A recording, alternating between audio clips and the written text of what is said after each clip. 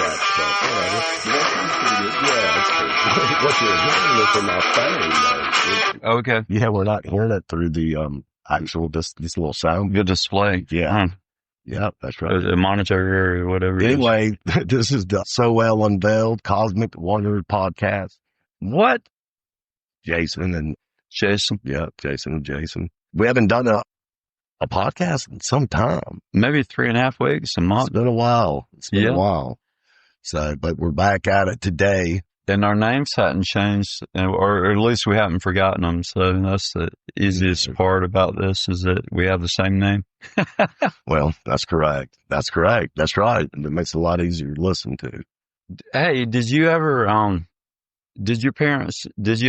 them why they named you Jason? No, my middle name is my dad's father, but no one else's. There's only one Jason in the family. They said that's why they saved it. Well, you need to name me. They like generations and generations. They said, no, not yet, not this one. But then when I came, they said, it's time to release the name to the Salva clan. So yeah, there won't be another one. Well, I mean, interesting enough, Jason is, you live long enough. Story. That's a true story. It's self-evident, a Greek name. Oh, and the Argonauts. Yeah, well, Jason and the Argonauts. That's what I was going to ask you, because I was curious, because No, they didn't name me because of some kind. They were into like Greek mythology.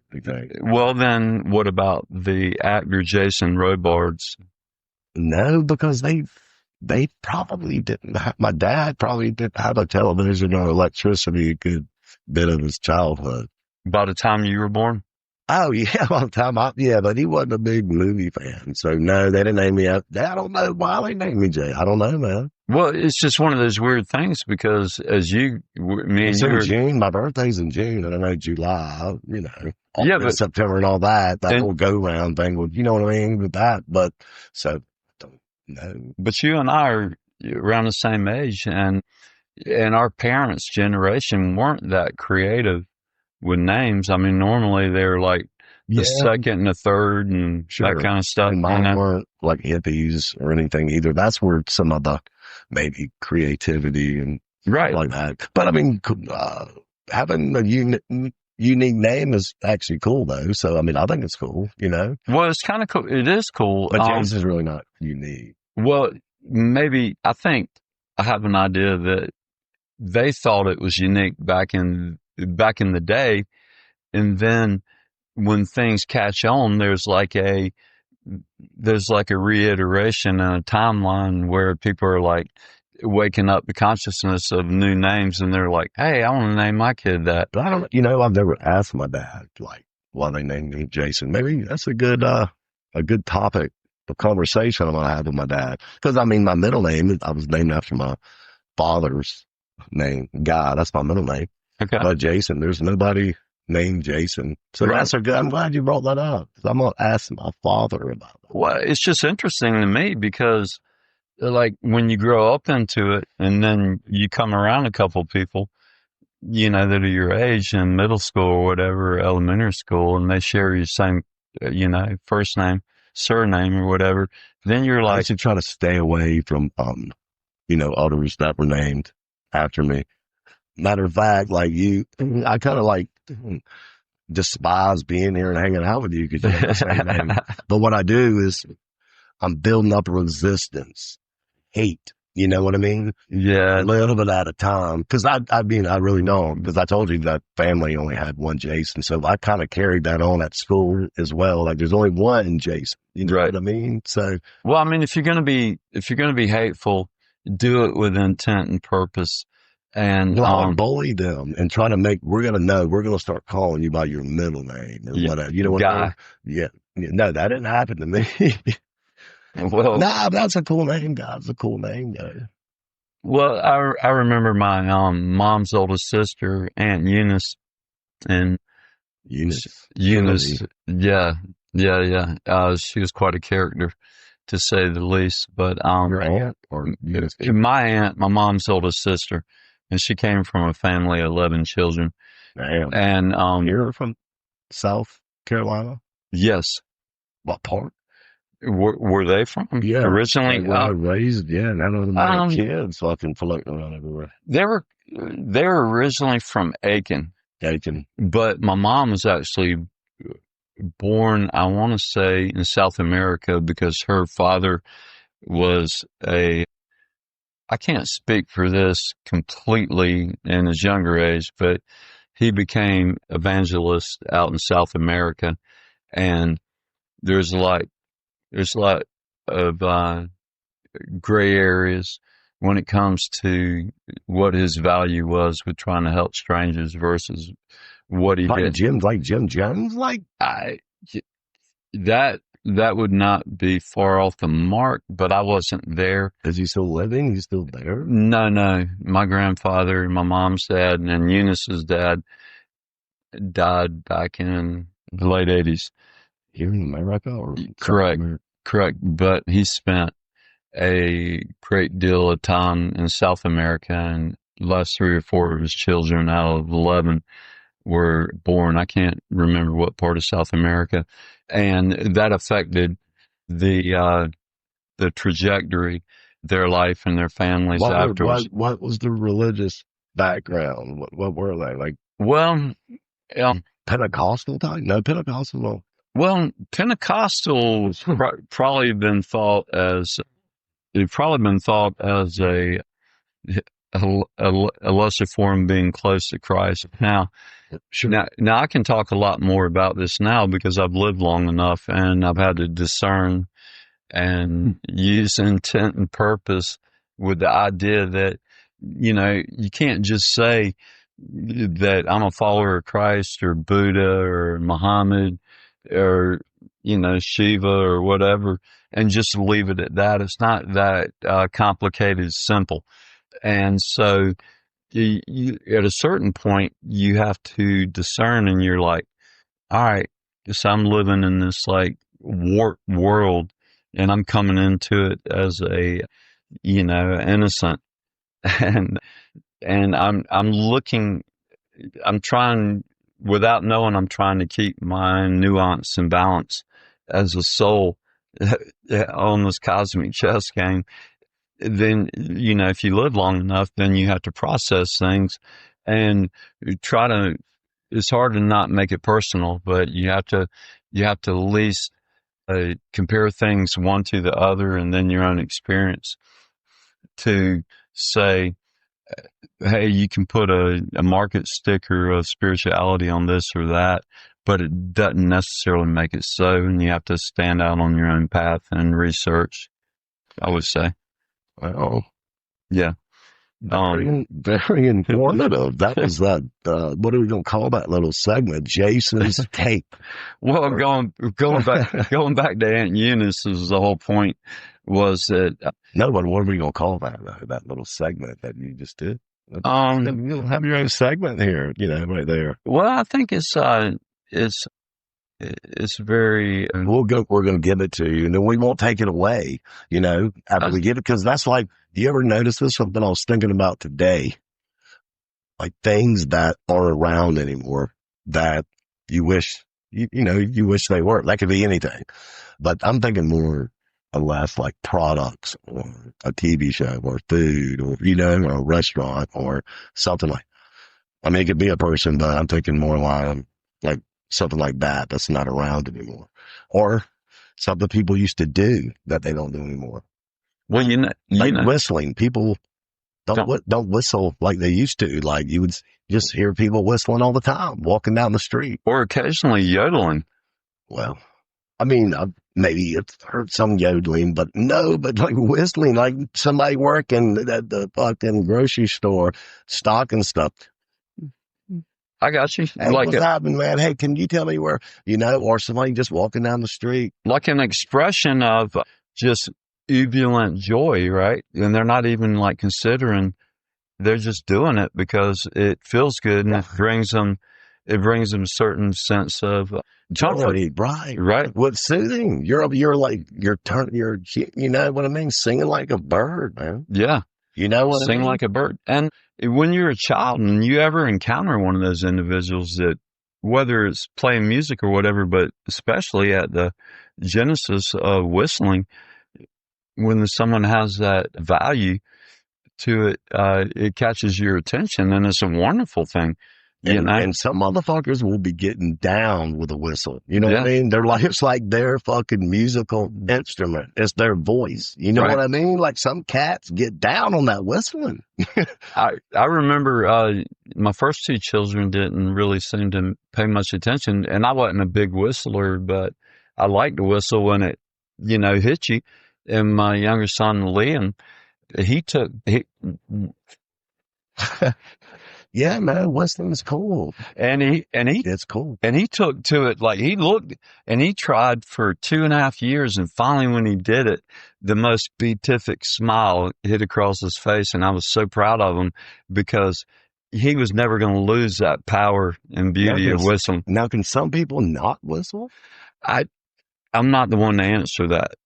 Like, like genetically, like I'm not talking about a birth defect. I don't mean anything bad. I'm talking about like somebody, you know what I mean? Like people that can't whistle. Like if there's I mean, it's possible, but I'm not one to answer that. It's interesting. I mean, I wonder if you can inherit it whistling.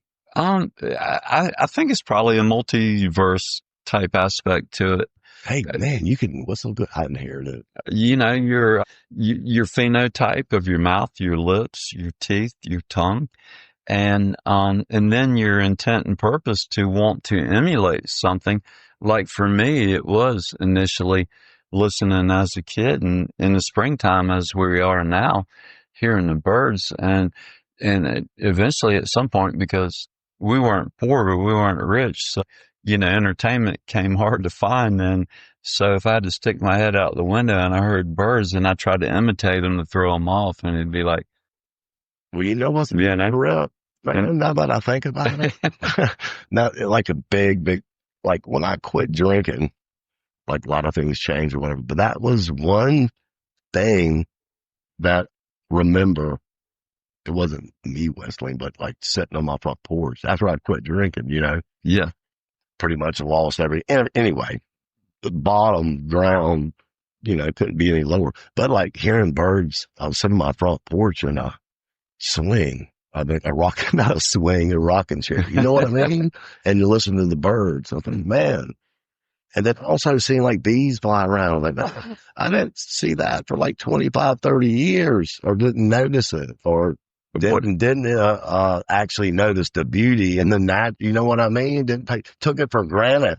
And then, yeah, man. So I think whistling's a big deal, man. But that cognizant joy of reintroducing yourself back into nature and being part of it, like you don't. Let God speaking as well. You know what I mean? Reintroducing you into the real world. This is the real world. Not what you see on TV, not what somebody told you, not what you heard, not what somebody perceived to be and they told you second, third hand. It's like first hand. You know what's up. You know what I mean? You know what's up.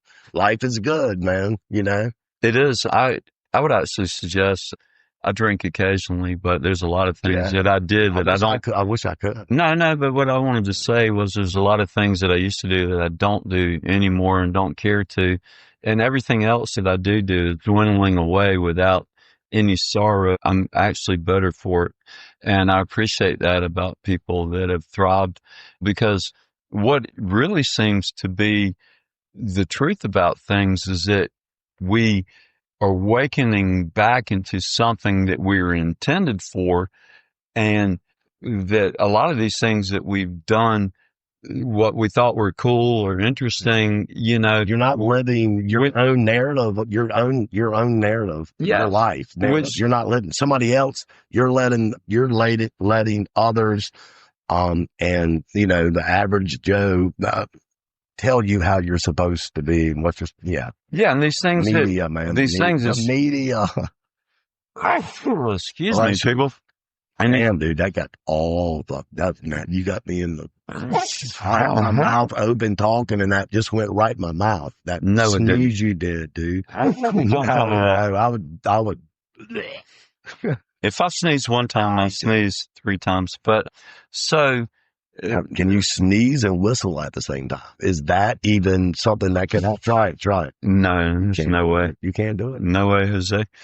But the fascinating point is that we're born, as I know now, with all these like beautiful participative like aspects of life, and at some point, whatever they call the age of accountability or whatever, the devil gets his ball suckers on us, and we either participate or not with free will, and it takes us away from really what we're intended to. And whether we survive it or not, hopefully we do, or whether we participate or not, is fascinating, because in nature and all the beauty of everything wants us to participate and not become victims or, slave owners or whatever, or, it wants us to participate. And if you live long enough, you come back to it and you're just like, God, what a dumbass I've been. Like, why didn't I see that then? And why didn't my path be easier? Because it was laid out for me the whole time. And that's like understanding the beauty of nature, the birds whistling. Well, where I come from, we call that wisdom. That is wisdom. When you fuck up so much. But when you say that wisdom is surviving, like, oh yeah, being a survivor and then learning what took you, being a survivor and learning from what could have been death or pain, probably pain, or even smaller trivial things like money or making money or something. You know what I mean? Like, yeah, even something small as that. I grew up with a like deadly allergic reaction to bee stings and wasp stings and whatnot. You were talking about that. Did I mention that? I don't want to be redundant. No, I don't know when we were talking about that sometime. I don't think we were talking about it on here or we were outside. Personal conversation. No, we were talking about honey and bees and building up a resistance or something.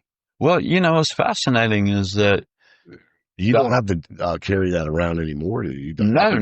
Was it epidural pen? What is that? No, epidural pen is the right one, but I'd went through 7 or 9 years with getting twice a week, getting shots stuck into me, antihistamine shots. Oh, yeah. Do you have asthma too? I never had asthma, surprisingly enough. But what was interesting is that I had a supernatural fear of things that were natural, and I shouldn't have had it. Because they're like, oh, this can kill you, or like Spider-Man. And I swelled up to a tomato like one real time. Life Spider-Man. Yeah, I remember one time I was at Seven Oaks Elementary School. Like old swole up Peter Pan. Oh, and they were walking me because the rooms back then were all big open glass rooms, and I got bit on the playground, and they were taking me in, and of course back then they weren't quite as acute about what was going on, but I started swelling up. It was kind of like my hands felt just like two balloons, like the Pink Floyd thing. And I remember walking by like the big marshmallow man in front of all the windows and like the Michelin Man. Yeah, and the kids were pointing at me. Yeah, and then they took me in and I passed out. Yeah. And pointing at you like, good job. Well, it's just like, hey man, we just saw this kid like 3 hours ago on the playground and now he's like 3 times as big and he's about to burst out of his skin. What was the actual, what? I'd gotten bit by a wasp or something. Like just one. Yeah. But damn. Yeah. And, think about if it would have been like 20, dude. Then we wouldn't be having this podcast. I've been bit on my neck by about 21 times when I was little, dude. But it was just my neck. You know what I mean? Yeah. But that first old school, like they didn't smoke but they had tobacco or something. They spit and put it on, and it helped though. Like that helped. Oh, my dad and my grandfather and great grandfather, they had chewing tobacco, and that was the thing. No matter what you got bit from, they'd chew it and stick it on you, and it would withdraw the poison off of you. So that's like old tobacco. Yeah, that's tobacco. Old school. People forget. Yeah, the Indians got down with the tobacco. It was gold back in the day. Well, it was the Indians, they're not like some of us retards that like want to smoke 3 packs of cigarette a day or chew 3 cans. It was ceremonial. It was ceremonial. Or once a day or the bride at the end of the night. Then That's right. One little like bowl full. You know what I mean? And it probably was mixed with something else. And that's true. Like THC. Yeah, it was. Yeah, cannabinoids. Right. Yeah. Right. And good stuff. Yeah, and it was like an idea. It was an idea of like, hey, we got a problem here. We have a solution. And this is what nature or God had given us to convert this problem into a healing. Yeah, tobacco's native to North America, isn't it? Yes. Yeah. And even if they smoked it, I mean, from what I understand, and I'm way back in the day, I read a fair amount of books on indigenous people. Other like, keep on writing like that. Well, no, it's just another question I was going to ask. Well, it's just interesting that you got back then from whatever little bit of history they left us, and I'm sure there's a lot more because I'm very dubious that we've been lied to about so much if we didn't experience firsthand, or at least within our generations. Yeah, I mean, you always talk about like aliens and shit like that. Yeah. The Indians, they know what's up. You know what I mean? There's petroglyphs. There's so much stuff, but they know. Yeah, but the idea is that they got rid of them because they need the truth. You never heard about any of the indigenous people dying of lung cancer or throat cancer or all this stuff. They were healthy and active and enjoyed everything they had. That's right. Which time back in the last podcast we had talking about herb and THC and marijuana, that it was never a problem until the governments that we didn't understand and probably didn't vote in, and they took over and wanted to control, made it a problem, and then wanted to persecute innocent people, and all about taxes and money. Right. You know? Yep. Yeah. Like, that's right. Yeah, taxes. I mean, going back to even if they were telling us taxes, telling us half the truth. Everywhere's taxes. Everywhere you go, they left those motherfuckers because of taxes. I mean, it's just like, and then I mean, if you took humanity back, if you could, and we understood about where they talk about the agrarian cultures or whatever, could you imagine somebody with a badge and a down, what would you call it, the slingshot, come up to you in the field? Oh, you mean like an actual? I'm just saying 10,000 years ago. Right. And come up to you in a field and you're just sitting there with your sisters, your daughters, your wives, maybe plural, your sons, whoever. And they come up to, and you're sitting there gathering wheat just so you can eat from week to week, right? Turn it into bread and maybe learn how to make beer. And then some stranger comes up, which wouldn't even have a real badge because that didn't exist, and says, all right, I want 6/5 or 6/10 of what you're producing. And you're just like, it'd be like a matter of like hitting that dumb shit over the head with a stone or acquiescing and going down. And at some point through history, we gave up our personal rights to create our own barter trade. And why we ever let these strangers called the government or this political system to come over and take over when those gay fags don't offer anything to the parlay and the party. I have a problem with that. And somehow it's become adjusted and we're used to it. That doesn't make it right. I'm sorry. I don't even know what I'm talking about to begin with, and I lost track of what I was thinking about. I went off on a tangent. I apologize. Yeah, that was segment number 2. Oh, we were talking about Aunt Eunice and Jason, the name Jason. Oh, yeah, the names. But then we talked about something that was around that wasn't around anymore, and then we said whistling, and we were talking about whistling. I was actually watching a thing a couple of weeks ago where it talked about a Olmec or Toltec, ancient, way before the Aztec. And they communicate with whistling. Yeah, and they had a whistle. They had a death whistle.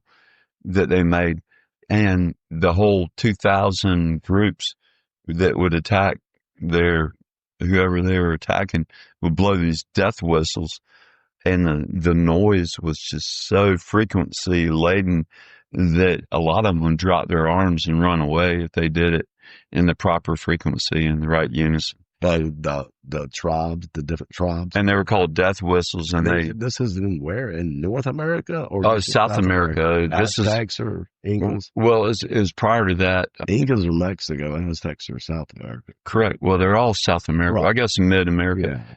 Central America. But prior to the Aztecs, and that you had the Olmecs and the Toltecs, and these are considered 11 to 9,000 years ago.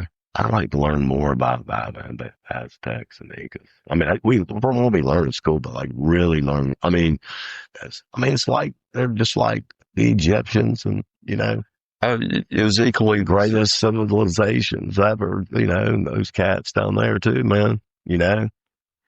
There's a author called smartest people ever. You could say. You ever heard of Carlos Castaneda? I do not. He wrote. Does he whistle? It probably does. Well, he's dead now. No. Castaneda. Yeah, I don't know. I do not know. Man. But he wrote this book called The Yaqui Way of Knowledge, and he was a anthropology student in the late 1950s at UCLA, and for late 50s. Okay. Yep. And for his, what would you call it? To graduate, he had to go into the field. And so he went into Central America and met this, what they would call it. His name was Don Juan Matisse. And what was he going to school for? UC anthropology. Okay. Ancient anthropology, which I guess maybe that's a double entendre. But to finish his thesis, he had to go into the field. Okay. And he went down. Okay. What part of South America? It was central Mexico. It wasn't too far. Yeah. And the fascinating part is because eventually he wrote 13 books, and unfortunately it gets thrown in with the New Age books that came through the 60s to the early 70s. But actually, if you read them, he met this guy called Don Juan Matisse, and Don Juan Matisse was about a 50-year-old, what they would call a shaman, but he didn't have, as far as it explained, didn't have the witchcraft negative aspect to him. And through the friendship that Carlos Castaneda had, he was from Don Juan was from Central Mexico. Correct. Okay. And their friendship developed, but actually Don Juan knew that Carlos was coming the whole time. And the whole point is that Don Juan had to break Carlos out of his Western idea that he was there to try to explain to the Central American people, indigenous people, because Carlos Castaneda was actually came from the bloodlines of the Spanish conquistadors. Oh, so they were pissed. Well, did they know that? Yeah, Don Juan did, which Don Juan is a professional name, just like Don with the Italians. Yeah. But that.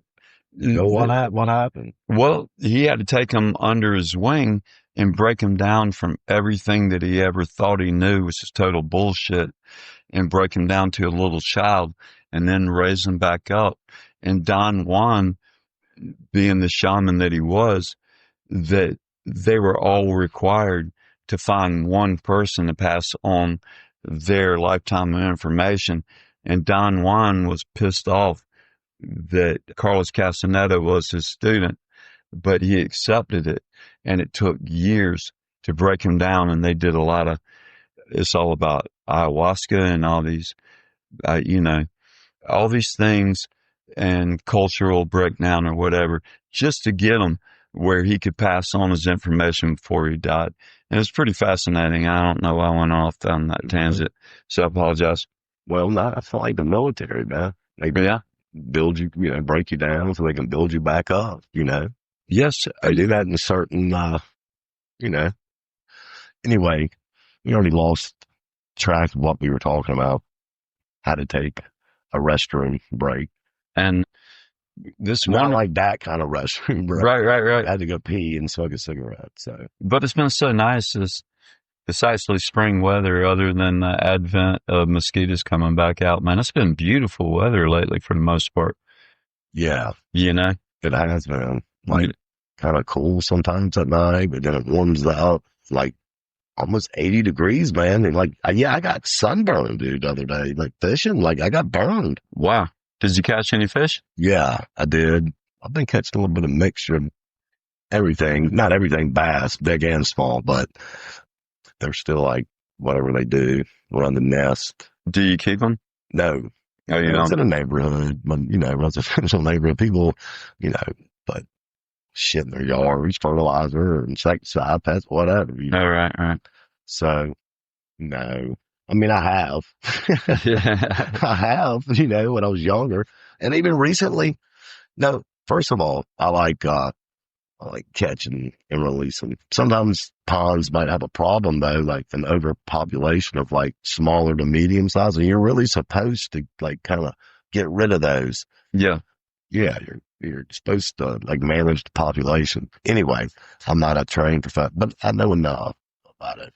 But anyway, I still don't do that over there. But there's some big ones over there, but there's a lot of big medium ones. But anyway, I caught a pretty big one last summer, I think. But the way it was hooked, it was a pretty big bass, like 7-8 pounds. Oh, wow. Yeah, it was big. I mean, it was long. I mean, almost like 3/4 of my arm. Goodness. Yeah, and my arm's long, bro. Is that good eating? Yeah, it's good. It was big enough. Well, usually, it's going to be big for you to actually eat it because the bone, you know what I mean? Yeah. Once you scale it and It's got to have enough flesh value. yeah. Right. You can actually fillet. I actually filleted that because it was big enough that I could. But there wasn't any bones in that. Okay. And it's also about. But anyway, I hooked it and it was going to die the way it like got in its gills and throat. You know what I mean? Where the hook was. So The release wasn't really allowed that. And so, I was like, huh. Well, I'm going to throw it in there and die and bloat or go eat it, maybe with a little bit of insecticide, pesticide, or what. I'll go eat it. So I ate it. But I'm good though, I remember as a child, literally, over here at my grandparents' old trailer park. The studio that we're at right now. Yes. Gotcha. And you met Pee-wee, right? I did meet Pee-wee. He's like the world's oldest garden. And well, I didn't really meet him. We were outside. That's right. Talking. We were doing a podcast outside. We were on the potato chip. Maybe that's what drew Pee-wee out. He smelled those potato chips. Oh man, he could have had the rest of them. Well, I think we gave it to him. No, because we were still in the midst of evaluating, and he was going to the mailbox. But once Pee-wee, before I was born, he came out of the Navy. He was a cook in the Navy. Okay. And where's he from originally? Somewhere down the road, Dixiana. I don't know. Redneck Central. But he like served his time and then came back up. That's right. Matter of fact, people used to talk about him when he got out of the Navy. He'd wear a tuxedo with shorts and walk up and down Charleston Highway reading books. Huh. Yeah. That would be cool. Strange cat. He worked. I remember the abortion guy that would be out there. Oh, no, I talked to that guy. You with the baby? Yeah. He would be there. The plastic baby? Yeah, or he would be there at Piggy Park. Or right at the Capitol at Gervais and Assembly. Yeah, he'd be right there. I had, regardless, I'd actually stopped one time and shook his hand just because he had the balls to stand up and do things for decades. He really did. He was passionate, man. He was there with that, and he did. He had that baby, that little fetus, plastic around his neck. Yeah. And dude, he would be out there, and you would see him like all the time. And if I had to make a judgmental statement about someone I didn't know, once I heard that song, Psycho Killer, Like I would be a little bit, I heard that song when I was pulling into your driveway. no way. I swear I was listening to it. I don't even listen to the radio, but I was, no, I did hear it. Yeah, when I was pulling into your freaking driveway. Yeah, who's that band? That's Talking Heads. Talking Heads. That's that right. French, like saying in the song. Yeah. What's that? What does that mean? I never know what that means. Which one? In that song, Psycho Killer. Psycho Killer? No, I'm not sure. Qu'est-ce que c'est? What do they say? They say it in French, a line in that song. Man, like a word. Yeah. They were so cool. But the reason why I bring that up is that my whole life, even before I was driving, like you know, you come by and that guy for 30, 40, 50 years had that plastic baby around his neck. And, you know, abortion is murder and all this stuff. And I didn't have an opinion one way or another. I didn't know better. Man, that dude's out there again. But at one point, about 12 years ago, I was at the stoplight near Piggy Park, and he wasn't asking for money. And well, he never asked for money. No, and I rolled down the window. And how many years? When was this? How long? 12, 14 years ago. Is he still alive? No, I don't think so. Or if he was alive, he'd still be out there. He was tall. He was a tall, slim dude. Had a little bit of greasy hair on him. No, he kind of had some. I thought he had like a little, like a crew cut almost. He did, but I mean, he looked like somebody from the John Birch Society. You know, I don't know. Well, they were ones that were against the UN and the communist takeover of the American government. I got anyhow, like really old school, like I got you. Patriots. But you know, I don't really get down too much on politics. You know, well, I don't try to go into it too much. No, I know, but you do know. I'll give you have the history. I'm just saying, I'm like, I don't know. You know what I mean? Well, even Bob Dylan wrote a song, John Birch Society Blues, that anybody could look up. So. I wasn't discounting what you were saying. Oh, no, I didn't think that. I would just be like, well, I don't really get down, you know me on politics and shit. I'm like, whatever. I'm like this on any subject, really, when people sometimes overreact to it, and it's about anything. People overreact about the drones, then anything, whatever it could be. But I know, not you. I just like, I'm the kind of cat that's like, well, really, what are you going to fucking do about it? Right. So, nothing, exactly. There's nothing you can do. So, like, what, unless you're going to do something about it. There was nothing. Don't tell me nothing, There was nothing I was thinking or saying that I wanted to defend. But as a point of fact, one time after many decades of my life from a child to an adult, and I was doing a hardwood flooring job down here probably like 12, 13 years ago, like I said, and I was finally at the stoplight, and the guy was just, and the same guy was sitting there, and I rolled down my window, and I wanted to hand him $40 or $50 or something. He didn't take it, and I looked at him and I said, "Man," I said, "I don't know if we stand." I mean, I said, "I have respect for you because you've had the balls to be here my whole childhood and in my adulthood.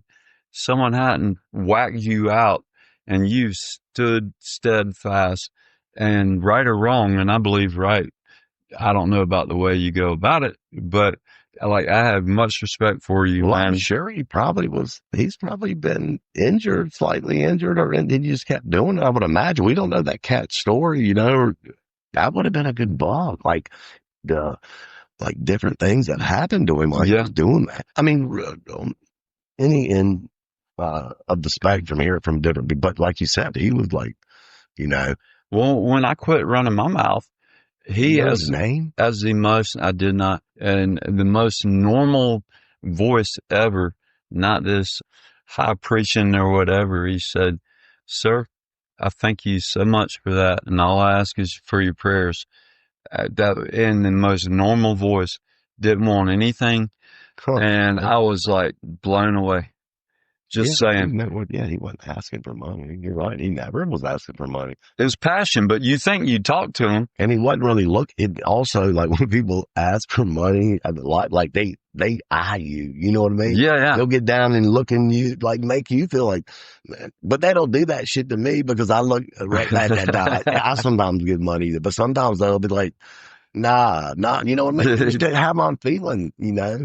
Like some days like, nah, motherfucker, I don't have nothing. But, you know, but if I do, yeah. But within my own, like, weak-minded. But he never did that. State, I made an assumption that he was a wackadoodle, you know? No, I never really thought that. I mean, you know, why did I knew he was religious. I didn't know what denomination. I'm sure he was Christian. He was anti-abortion, but you know, I didn't know much more after, you know, that. I knew that he was, because he always had a Bible too, though, in his hand. Oh, he did? Yeah, and he also sometimes had a little sign, like a little white sign sometimes. That's right. That it had black writing on it. I don't know what it said, but I don't remember those two props that he had. Not, you know, well, more than that, because the baby was that was his standard, like the baby fetus. He always had that. That's and right. He always had like a short sleeve, white button shirt, and like dark pants. And a little tie. A dark tie. kind of a thin tie. Yeah. Then, and he tall, maybe 6 foot, probably weighed about 165. And he never changed his demeanor? No, but I don't think he didn't ever, like, I don't know, he wasn't really. No, he was looking never at people. I think he was looking above the car, like, not the sky, but I don't know. He was like, you know, he never directed or forecasted himself on you. You know what I mean? He was, I believe, doing the Lord's work, but he never. Well, that's what I was wondering. Yeah, he was never aggressive. No. But as appearance, it was so strange, you know, because you didn't see people defending themselves for what they believe that often to that degree. Well, yeah, they definitely don't do it much today. Mm-hmm. If they do, with today's society, they would probably be like defending or something, or go because they're going against like the norm and going then like that person must be up to something, you know, something that's not good about that person. Well, excuse me. I believe I've learned enough about living and dying, three quarters time on this planet, that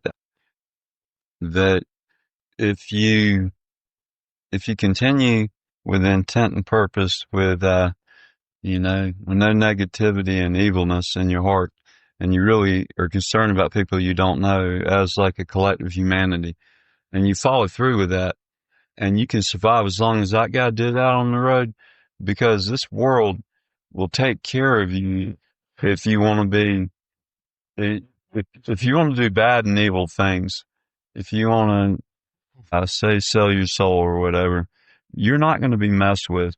But people that live into their ages, that really have true intent and purpose and heart and care about humanity and survive that, they're protected by a spiritual power, because this world will leave you be if you are, you know, a fuck stick, you know, with selfish intent. But if you really care and, you know, and you can persevere, that's a wonderful thing. And without wanting any credit or anything of that nature. So I'll say that much. And it sounds like you're talking about me. Are you talking about me, right? Hey, man, I put you in that category. I appreciate it. Yeah. Dude, ain't no doubt. You're talking about me. Hey, man, I don't mind.